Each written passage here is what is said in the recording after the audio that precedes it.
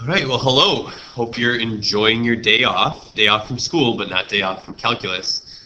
I hope this video will be not too painful for you. But basically what I want to do, I'm going to start by going over a few more examples, kind of continuing on the notes from the last day we had class on Friday. We were talking about some derivative tips and some different scenarios that might come up when you're finding derivatives. So the first couple questions that I do won't necessarily be direct quiz review, but it's stuff concepts that could show up on the quiz. And then the second half of the video, I will do devoted totally to a couple questions straight review for the quiz. All right, so first, I'm going to call this more with derivative tips.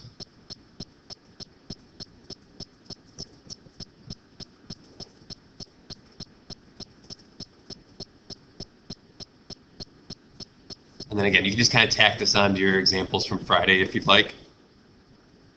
The first one I'd like to do is an equation of the tangent line.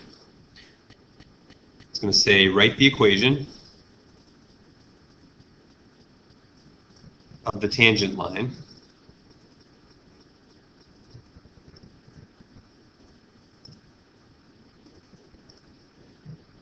at x equals 2 if y equals 6 over 1 minus x squared. Okay, so what do I always say to do first when you have a question like this? Equation of the tangent line. Okay, so right away you want to say, okay, so what's my goal? My goal is I'm going to be using y minus y1 equals m times x minus x1. And that's only if I'm looking for the equation of the tangent line. Okay, so what do we need for that? We need a point, and we need a slope. Well, what's my point? Okay, well, they say x equals 2, so that's the x coordinate. How would I get my y coordinate? Plug it into the equation. So y equals 6 over 1 minus 2 squared, which is 6 over, what's that, 1 minus 4, negative 3, so negative 2. So 2, negative 2 is my point. All right. Next, I need my slope. How do I find slope? What means slope when you're in calculus? It's derivative. So I need f prime of 2. Okay, well then how do I find f prime of 2? Well, first I got to find f prime. So I'm going to pause over here for a second and come over here and say, okay, if y equals 6 over 1 minus x squared, what rule would I have to use if I'm finding y prime? Quotient rule. Okay, so like I said, this isn't specifically quiz review, but finding the derivative of an equation like that could definitely be on the quiz using quotient rule. So what are you going to do? It starts with bottom or low, so 1 minus x squared, times derivative of the top. What's the derivative of 6? Right, just 0. Minus the top, which would be 6, times the derivative of the bottom, the derivative of 1 minus x squared, which would be negative 2x. All over bottom squared, so 1 minus x squared squared. Or if you like low, d high, minus high, d low, all over low squared, that's fine too. All right, well this first part's gone, that's just 0. So in the end, we've got that y prime is equal to 12x over 1 minus x squared squared. Okay, so now use that. Come back over here. So f prime of 2 is going to be 12 times 2 over 1 minus 2 squared squared. So that's 24 over 1 minus 2 squared. So 1 minus 4 is negative 3. Negative 3 squared is 9. So 24 over 9. We can reduce that if we want. Take a 3 out, 8/3. All that so I can write my final answer. Remember my goal was to write the equation of that tangent line.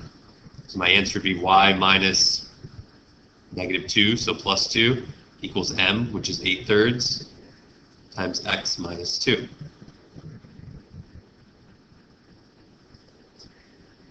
And this is a random side note. What if the question had just said, find the slope of the tangent line at x equals 2? What's your answer? 8/3. So if I ask for the slope of the tangent line at x equals 2, it's easier. All I'm looking for is f prime of 2. Just maybe remember that. Okay. Next one. do a trickier derivative. If, I'm just going to say find f prime if f of x equals 1 minus 2x times 3x squared plus x minus 8 all over 5x minus 4. How would you want to take the derivative of that? Well, this would be very ugly, super ugly, as I would say. Because if I did quotient rule, if that's what you're thinking, you'd have to do low, d high. But in doing the derivative of high, what are you going to have to do? You're going to have to do product rule. So it's going to be quotient rule and product rule. Ugh. So my tip, if you see something like this, multiply it out first.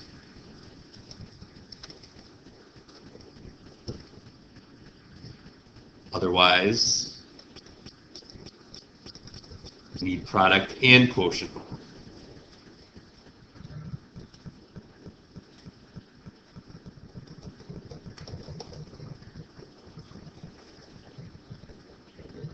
Okay, so sometimes it helps to rewrite the function before you take the derivative if it makes it easy.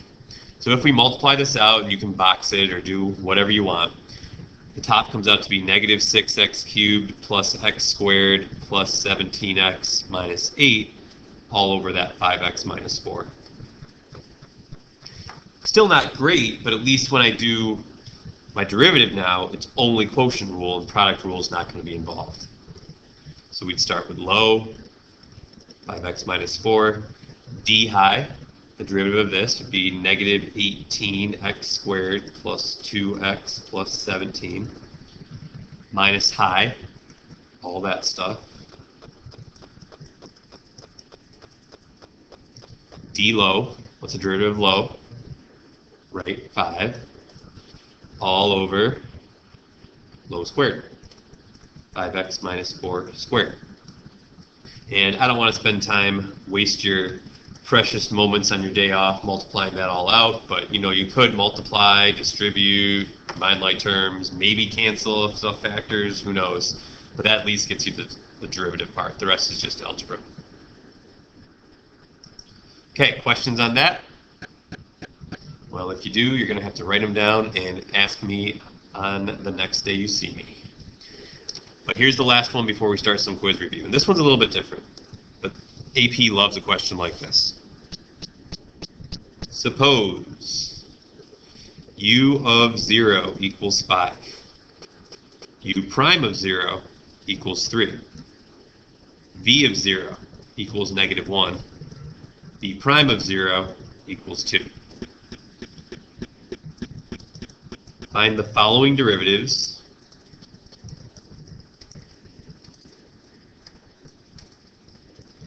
at x equals 0.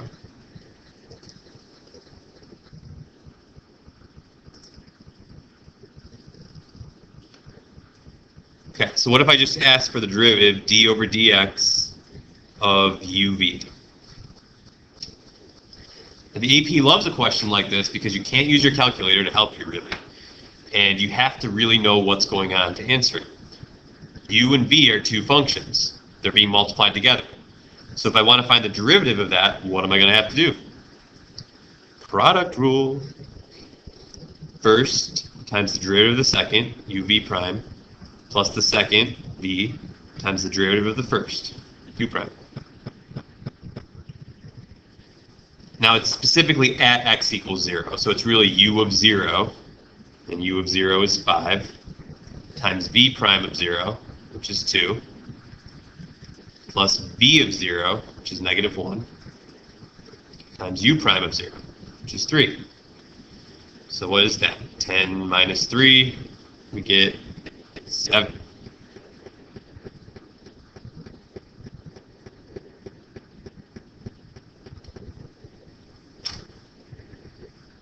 Okay, next one. Probably see where this is going maybe. Give me the derivative d over dx of u over v.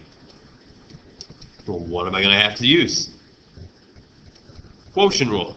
And again, I'd like to see this first step written out so I can see what you're plugging into. So quotient rule is low d high minus high d low all over low squared.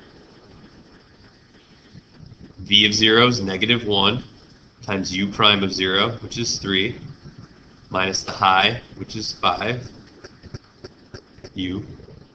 V prime of 0 is 2, all over v of 0, negative 1 squared.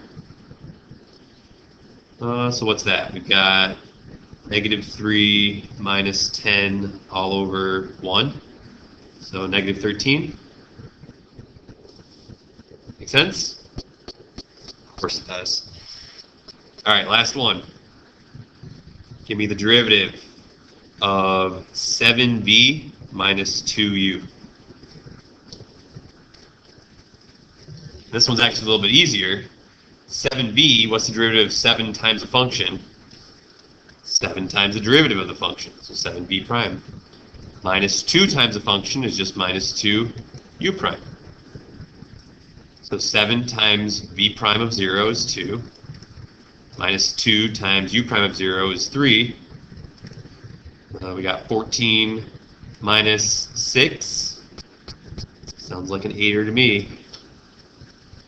There you go. Questions? Okay, so you should be able to do all the homework that's been assigned up to this point. And the last thing I want to do, I got 3 questions that are some quiz review.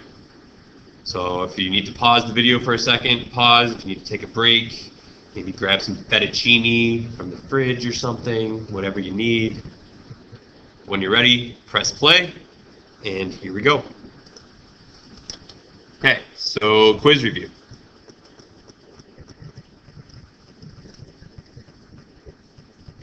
Your quiz isn't going to be the day you get back, but it's Thursday, so the day after you get back. And it's going to be about 25 minutes. Yes, graphing calculator. Yes, partial credit. So it's not multiple choice. So this is recipe for success. It should be good for you guys. Okay, here's one review question. Given f of x equals 3x squared plus 5x minus 7, find f prime of x using the definition of derivative.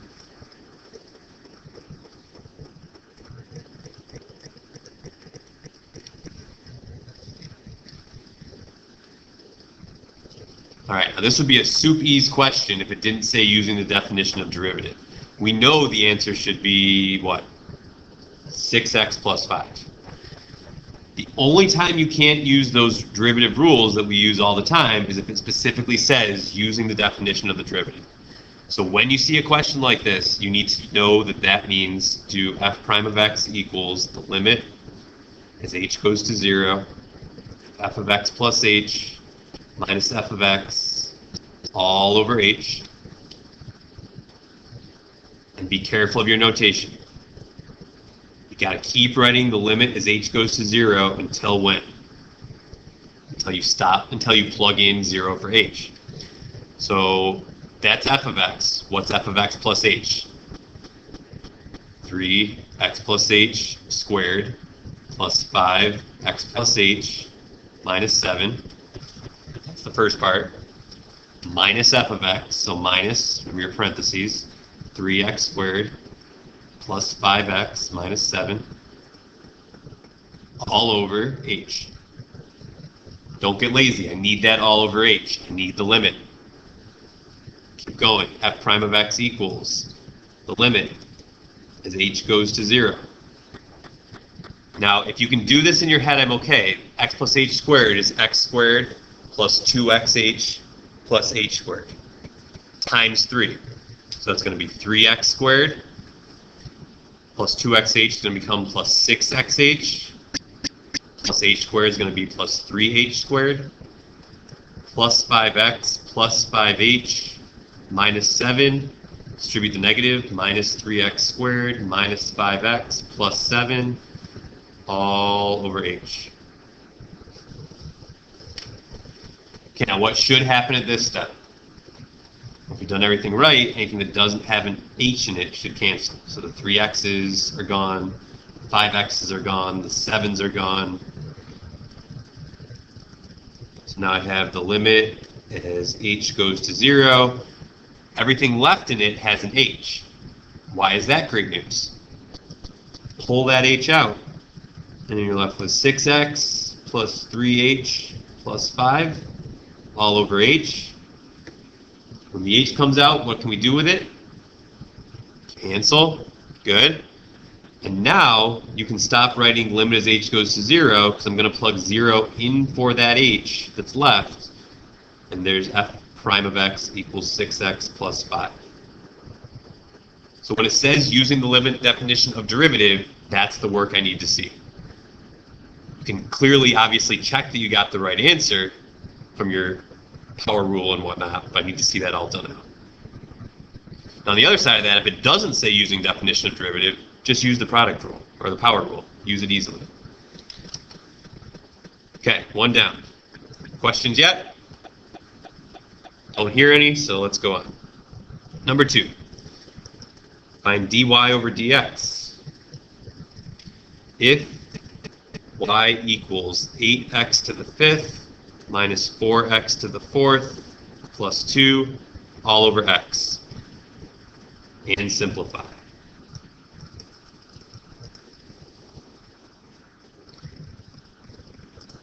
All right, so since it says simplify, just doing low d high minus high d low all over low squared isn't enough. You're going to need to take it a little bit further. But what would be the easiest way to do this? Oh, and actually, before we get too far, I wanted this to be x cubed, actually. So make sure you got that. It's all over x cubed, not just x. All right, so I could do quotient rule. That might not be the easiest to simplify. It wouldn't be terrible. What would be an easier way to deal with this one? When you're dividing by a monomial like this, it's easier just to divide each piece. So before I even take the derivative, another way to write this is that y equals 8x to the 2nd minus 4x. Now plus 2 over x cubed, I could also write that as plus 2x to the what power? Negative 3rd. And now the reason I had you do this is because now look at how easy it is to take this derivative. dy over dx equals 16x minus 4. This was going to be minus 6x to the what power now? Subtract 1, negative 4. So I'd probably be okay if you left it like that. I would prefer if I saw 16x minus 4 minus 6 over x to the 4th. Remember, that's the only piece that goes on the bottom. The 6 is really 6 to the 1st. That doesn't have a negative exponent on it. So that's the answer. And if you wanted to get common denominators, you could. If you wanted to say 16x to the 5th minus 4x to the 4th minus 6 all over x to the 4th, I guess I'd be fine with that too, but that's good as well. Okay? All right, last one. If f of x equals 9x to the 8th plus 5x cubed all over 2x tan x. Oh man, trig involved. Find f prime of 3. Just kidding, total lie. Find f prime of 2.3 to 3 decimal places.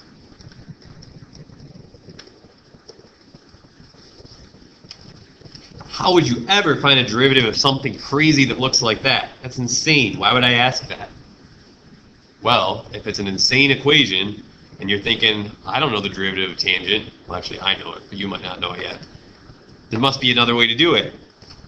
There is another way to do it. How? Math 8. Right, the calculator. This is a calculator question. That's why you get the calculator on the quiz. Okay. Let's see. Do I have a calculator on this computer? Calculator. Anyone got a calculator? Oh, there he is. So you know Math 8's going to come up with that D. Oops, there we go. There he comes. Okay. So if I go do math 8. Remember what goes there, d over dx of my function. Now, if you prefer to put this into y1, we could do that. Here's y equals. Ugly fraction like that, if your calculator has it, I would use alpha y equals. Get that n over d thing. 9x to the 8th plus 5x cubed all over 2x tangent of x. Now be careful, I'm using trig, so I should check my mode. What mode should I be in? Better be in radian. Most of you should be, but I know physics does some crazy things in degrees sometimes. Okay, but now that's stored into y1, right? Yep, there it is. So when I go back to my home screen here, I can do d over dx of bars, y bars, function, y1, specifically at x equals, what did I ask for? 2.3. Hopefully you have your calculator and you're trying this with you now so that you actually know how to do it on the test this week. Hit enter. That gives 6955.844, it looks like. All right, so it'd be great if you could show me your calculator at least so that I can give you partial credit if you totally screw something up. D over dx of that evaluated at x equals 2.3 is approximately equal to negative 6,955.844. If you have any calculator issues, be sure to ask one of us when you get back to school. All right, so that's all the review I had to go over. In addition to that, you hopefully got this review for the derivatives quiz in class, the last time we had class. This would be a great thing to work on today, and it looks pretty similar to what you're going to see later on this week. So maybe go through some of those, ask me questions tomorrow when you get back to school if you need to, but enjoy the rest of your day. Hope calculus brought a little joy for you.